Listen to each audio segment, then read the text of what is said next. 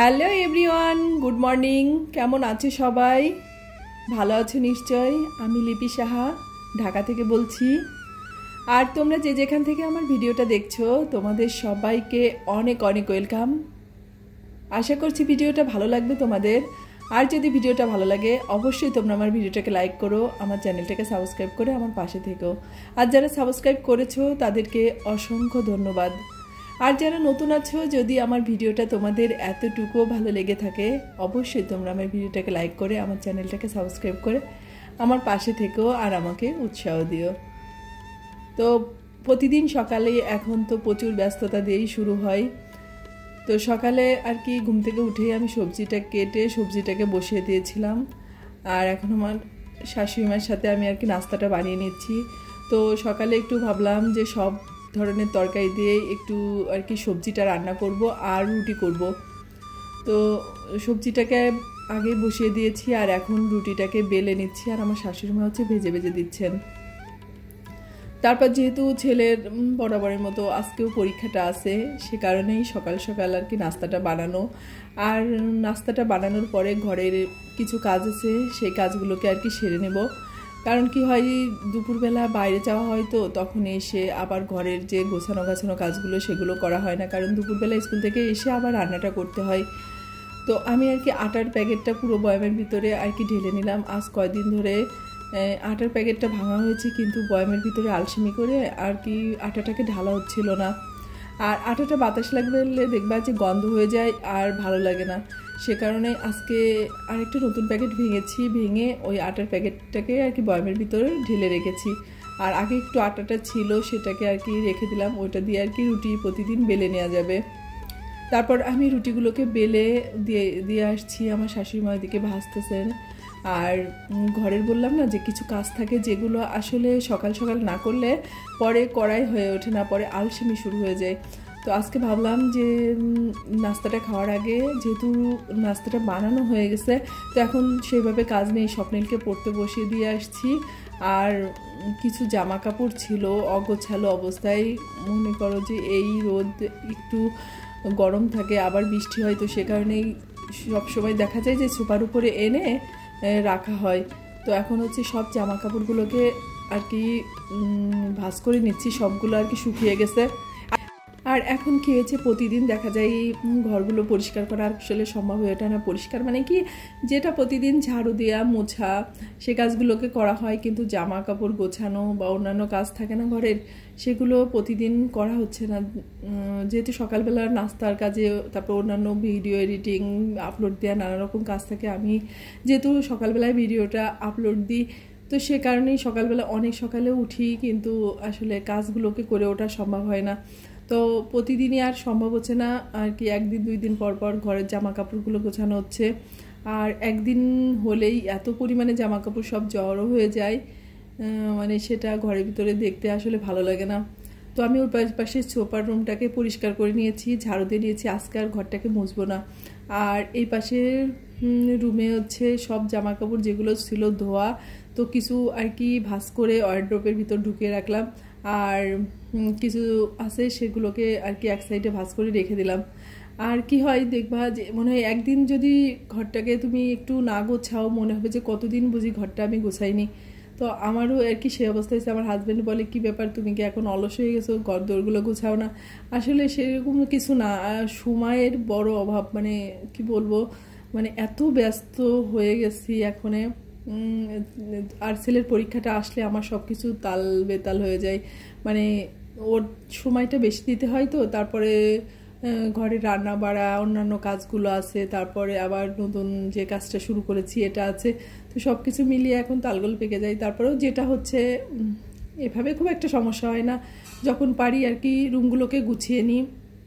সে একবার হইলেও আর কি রুমগুলোকে গুছিয়ে নিই।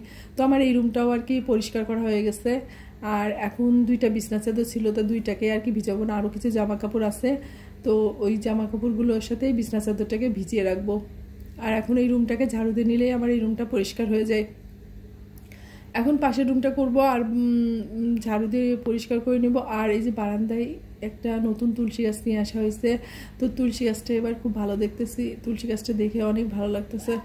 আগে তুলসী গাছগুলো সাধারণত মনে হয় মাটির কারণে আমাদের মানে তুলসী গাছগুলো মরে যাচ্ছিল। তো আরেকটা নতুন গাছ আনছে আমাদের বারান্দায়, তোমাদেরকে তো দেখানোই হয় নাই, তো আমি তোমাদেরকে দেখিয়ে দিলাম। আর আমি কাজ করার সময় আমার ছেলেটা আমার পিছন পিছন ঘুরঘুর করতেই থাকে। ওকে বলতেছি তুমি যে পড়ো, আমি কাজগুলোকে গুছিয়ে নিই, তারপরে ও এসে আমার পিছন পিছন আর কি ঘুরে বেড়াই। তো বারান্দায় কিছু শুকনো জামা কাপড় ছিল, তো ওগুলোকে সরিয়ে নিলাম। আর এখন হচ্ছে বারান্দাটাকে আর কি ধুয়ে দিব।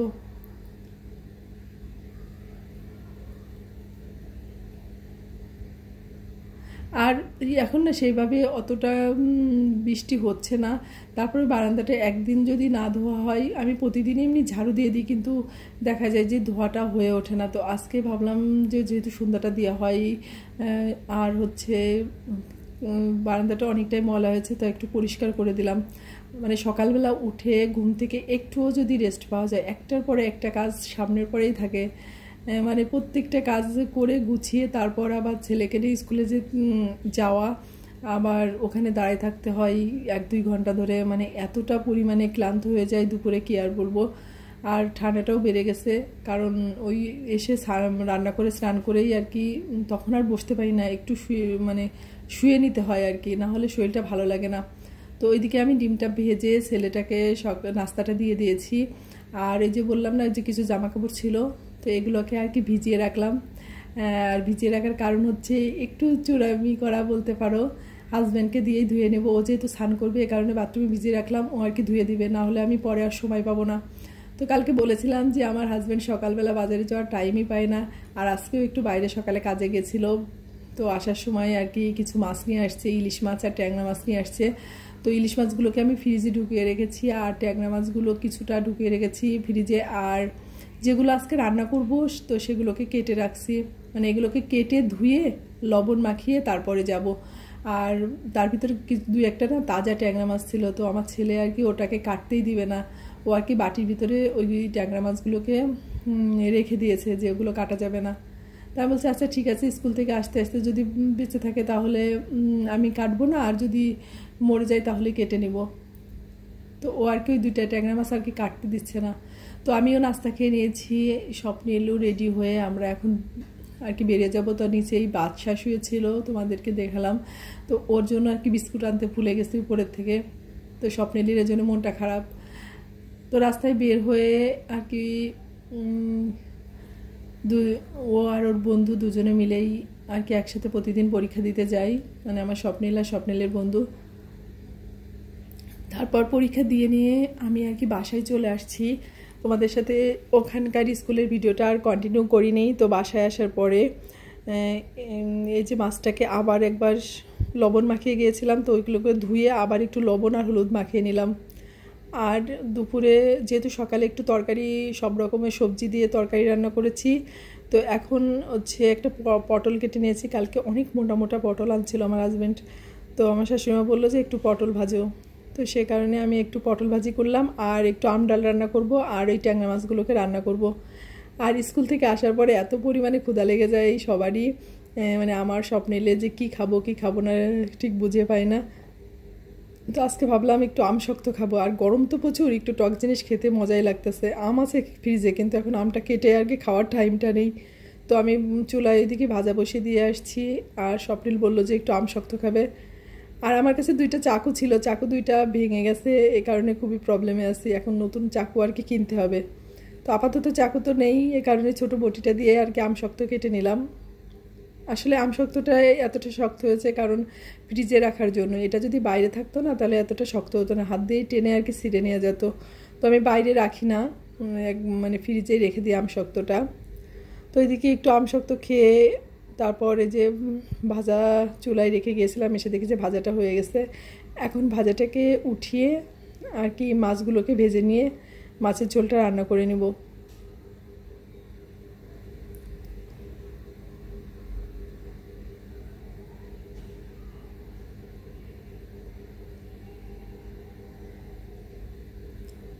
তো আমার মাছগুলো সব ভাজা হয়ে গেল। আর তোমাদের বলবো, যদি আমার ভিডিওটা তোমাদের এতটুকু ভালো লেগে থাকে, তোমরা অবশ্যই আমার ভিডিওতে কমেন্ট করতে ভুলো না।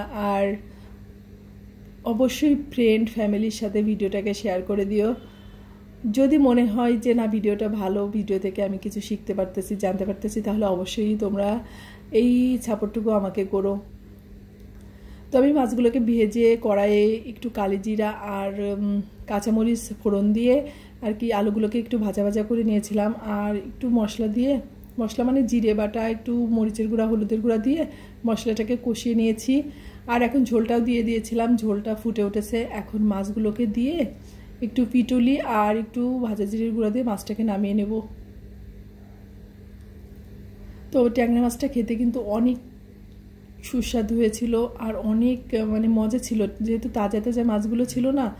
সকালবেলা আসলে তাজা মাছগুলো আনলে না অনেক ভালো লাগে, আর যেদিন আনে মাছ ওই দিনই যদি রান্না করে খাওয়া যায় মাছটা অনেক বেশি ভালো লাগে। তো আমার মাছটা হয়ে গেছে। আর এখন হচ্ছে যে ডালটা বললাম না আম ডাল রান্না করব, তো আম ডালের জন্য একটু সর্ষে আর শুকনা মরিচ ফোড়ন দিয়ে দিয়েছিলাম। আসলে এত পরিমাণে গরম পড়ছে, এর ভিতরে একটু টক হইলে, তিতে হইলে কিনা খেতে একটু ভালো লাগে। তো সেই কারণে আর কি একটু টকটা রান্না করে নিলাম। তো আমি জানি না যে আমি তো যখন মানে ডালটা রান্না করি আমার ডালের কালারটা কিন্তু অনেক সুন্দর হয়, কিন্তু ভিডিওর ভিতরে কালারটা যেন কেমন ফ্যাকাশে হয়, দেখতে মোটেই ভালো লাগে না। এটা কিসের জন্য হয় ঠিক জানি না, তবে আমার ডালটা কিন্তু অনেক সুন্দর হয়, আমি বলতেছি। তো কিসের জন্য কিভাবে হয় সেটা আমি বলতে পারলাম না। তো আমার ডালটা হয়ে গেছে আর আমি লবণ চিনি যা যা লাগবে সব কিছু দিয়ে দিয়েছিলাম। আর এখন হচ্ছে বিকালবেলা আমার হাজব্যান্ড আসার সময় আমাদের জন্য একটু আইসক্রিম এনেছিল। তো আমার ছেলে আর কি আইসক্রিম খেতে বসে গেছে। আমার খুব একটা খাওয়ার ইচ্ছা নেই, কারণ আইসক্রিমগুলো খুব একটা মজা না, আর আমার যেহেতু খুশখুশ করে কাশ হয়, তো আইসক্রিম খাওয়াটাও ঠিক হবে না। তারপরে আমি অল্প একটু খেয়ে আর কি রেখে দিয়েছিলাম, পরে বাকিটা ছেলেই খেয়ে নিয়েছিল, আমি আর খাইনি। আর এখন হচ্ছে আমি আর আমার শাশুড়ি মা দুজনে আর কি কলার মোচা কাটতে বসেছি, কারণ কলার মোচাটা একটা কুড়ে জিনিস, কিন্তু ওইটা যদি দিনের দিন পরিষ্কার করে রান্না করতে যাওয়া হয় অনেকটাই দেরি হয়ে যায়। তো আজকে আমরা দুজনে ভাবলাম যে সন্ধ্যার সময় যেহেতু বসে আছি, স্বপ্নেল পড়তেছে, তো এখন কলার মোচাটাকে পরিষ্কার করে রাখি, কালকে সকালে আর কি রান্নাটা করে নেওয়া যাবে। এখন কলার মোচা দিয়ে কী রান্না হবে সেটা নিয়েই গবেষণা চলতেছে। আমার শাশুড়ি বলতেছে মোচার ধোকা করতে, আবার মোচাটাকে ঘন্ট করব না ভাজি করব ঠিক বুঝতে পারতেছি না। যাই হোক কিছু একটা করব, তো পরিষ্কার করে রেখে দিলাম আগের থেকে। দুজনে মিলে বসে আর কি পরিষ্কার করলাম। এই কাজটাগুলো যদি দুজনে মিলে করা যায় না তাহলে অনেক তাড়াতাড়ি হয়ে যায়। আর এই যে কলার মোচার ভিতরের থেকে এই যে এই শক্ত এই ডাটিগুলো আর একটা সাদা এক ধরনের অংশ থাকে, সেটা আর কি ফেলে দিতে হয় পরিষ্কার করে। তো আমার শাশুড়িমা বললো যে আর বাছার দরকার নেই, এটাকে ছোটো ছোটো করে কেটে ওর ভিতরে দিয়ে দিই। তো সে কারণে আমার শাশুড়িমা ছোটো ছোটো করে কেটে দিচ্ছেন। আর এটাকে এখন জলের ভিতরে ভিজিয়ে রাখবো, নাহলে কালো হয়ে যাবে। তো সবাই ভালো থেকো, সুস্থ থেকো, আর অবশ্যই সাবধানে থেকো।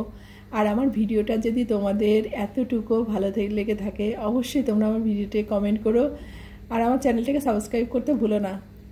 ভালো থেকো সবাই, তোমাদের সাথে দেখা হচ্ছে আমার পরবর্তী ব্লগে।